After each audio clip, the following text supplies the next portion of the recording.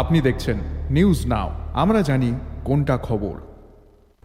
শেখ হাসিনা সরকারের পতনের পরেই ধারণা করা গিয়েছিল কি হতে চলেছে বাংলাদেশে বলে প্রতিক্রিয়া দিয়েছেন মুখ্যমন্ত্রী ডাক্তার মানিক সাহা। বাংলাদেশে অদ্ভুত রাজনৈতিক অস্তিত্বশীল পরিস্থিতি এবং সেখানকার বর্তমান রাজনৈতিক নেতাদের ভারত বিরোধী, বিশেষ করে উত্তর পূর্বাঞ্চল ভিত্তিক বিতর্কিত মন্তব্য এবং অবস্থানের প্রেক্ষিতে প্রতিক্রিয়া দিয়েছেন মুখ্যমন্ত্রী ডাক্তার মানিক সাহা। নিয়মিতভাবে কেন্দ্রের কাছে রিপোর্ট পাঠিয়ে চলেছে রাজ্য সরকার। এক্ষেত্রে সময় উপযোগী সিদ্ধান্ত নেবে নতুন দিল্লি বলেও জানিয়েছেন মুখ্যমন্ত্রী ডাক্তার মানিক সাহা। ভারতের সীমান্ত নিরাপত্তা যথেষ্ট শক্তিশালী, এখন আর সীমান্তে দাঁড়িয়ে পদক্ষেপ নিতে হয় না বলেও তাৎপর্যপূর্ণ মন্তব্য করেন মুখ্যমন্ত্রী ডাক্তার মানিক সাহা।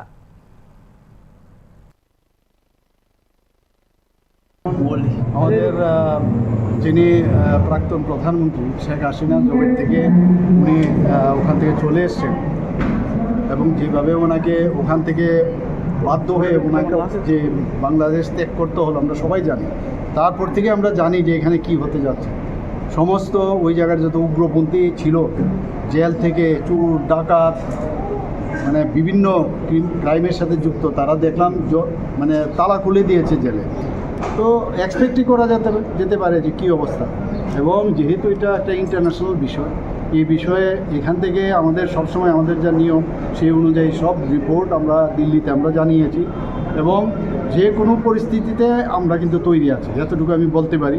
কিছুদিন আগেও এখানে আমরা যে প্রোগ্রাম করেছিলাম, এখানে আর্মির এখন যে ওনারাও ছিলেন সেখানে, তো আমাদের তরফ থেকে আমরা বর্ডার এবং আমাদের নিরাপত্তার দিক দিয়ে আমরা সেটা আমরা অত্যন্ত শক্তিশালী এবং যা করার আমাদের মাননীয় প্রধানমন্ত্রী যে আছেন সেখান থেকে ওনার নেতৃত্বে আমাদের যে ক্যাবিনেট আছে সেন্ট্রালে, ওনার নিশ্চয়ই এই বিষয়গুলো অবগত আছে এবং যা করার তাই করবে, সময়ের কথা বলছে।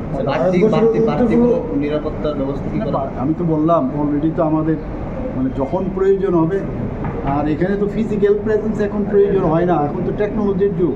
আপনারা দেখেছেন ড্রোনের মাধ্যমে ঘরে বসে S-400 আমাদের এখন আছে, তো এয়ার ডিফেন্স সিস্টেম এভরিথিং। এখন না ফিজিক্যালি বর্ডারে দাঁড়াতে হবে, তারও দরকার নেই। তো এইসব টেকনোলজি ভারতবর্ষে কী আছে, কিছুদিন আগে আসাম রাইফেলসে অলরেডি আপনারা দেখেছেন ডেমনস্ট্রেট করেছে দ্যাট উই আর অলরেডি মানে ready for any situation ochre.